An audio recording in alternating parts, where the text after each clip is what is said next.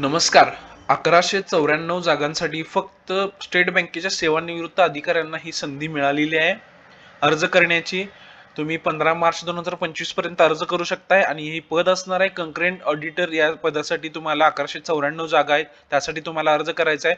तुम्ही बँकेचे सेवानिवृत्त कर्मचारी असल्यामुळे तुम्हाला कोणत्याही प्रकारच्या शैक्षणिक पात्रतेची आवश्यकता नाही आहे, पण तुम्हाला क्रेडिट, ऑडिट किंवा फॉरेक्स मधला कामाचा अनुभव असायला पाहिजे. आणि वयाची जी अट आहे ती 18 फेब्रुवारी म्हणजे परवा दिवशी 2025 रोजी 63 वर्षापर्यंत जरी तुमचं वय असेल, म्हणजे तुम्ही रिटायर होऊन आता 2-3 वर्ष झालेत, तरी तुम्ही या पदासाठी अर्ज करू शकता. यासाठी 1 रुपया तुमच्याकडून फॉर्म फी घेण्यात आलेली नाही आहे.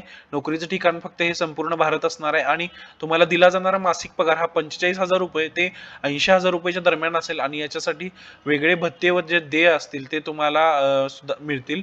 त्यानंतर याच्यासाठी ज्या महत्त्वाच्या तारखा आहेत त्यामध्ये 18 फेब्रुवारी रोजी हा अर्ज चालू झालेत आणि 15 मार्च ची शेवटची तारीख आहे. त्यामुळे तुम्हाला 15 मार्चच्या अगोदर हा फॉर्म भरायचा आहे आणि आपल्या भरतीचं तुमचं एक सीट बुक करून ठेवायचं आहे, कारण फक्त रिटायर्ड कर्मचारीच या भरतीसाठी अर्ज करू शकतात. त्यामध्ये पण तुम्हाला जर डिटेलमध्ये माहिती पाहिजे असेल तर इथं जाहिरात पहावरती क्लिक करा. इथं पूर्ण स्टेट बँकेची जाहिरात दिसते. जाहिरातमध्ये बघा तुम्ही माहिती आणि हा फॉर्म भरू शकताय.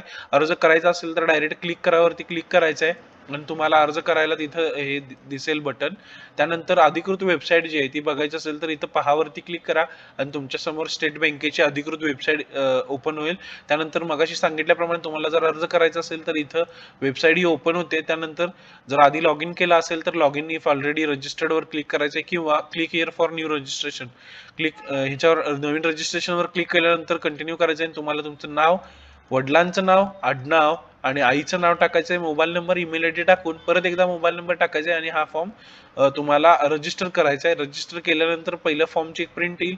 त्या प्रिंटमध्ये तुम्हाला ती सगळी माहिती त्या फॉर्म मध्ये भरायची ऑनलाईन. त्यामध्ये आपली शैक्षणिक पात्रता त्यांनी विचारलेली असेल, कामाचा अनुभव विचारला असेल, तसेच बऱ्याच बेसिक गोष्टी, तुमची कास्ट, तुमची कास्ट, तुमचा फोटो, तुमची सही, तसेच तुमची एखादी शैक्षणिक डॉक्युमेंट किंवा तुमच्या रिटायरमेंटच्या बद्दलची कोणतीही माहिती इथे विचारली असेल, तुमचा डोमासाईल विचारला असेल तरी सगळी माहिती भरायची आहे व हा फॉर्म भरायचा आहे. मित्रांनो, व्हिडिओ आवडला असेल तर आपल्या चॅनलला सबस्क्राईब करा आणि या व्हिडिओला लाईक करा. त्यानंतर आपल्याला या फॉर्म मध्ये डिटेल्स टाकायचे, त्यामध्ये तुमच्या डिटेल्स विचारतील, क्वालिफिकेशन टाकायचं आहे.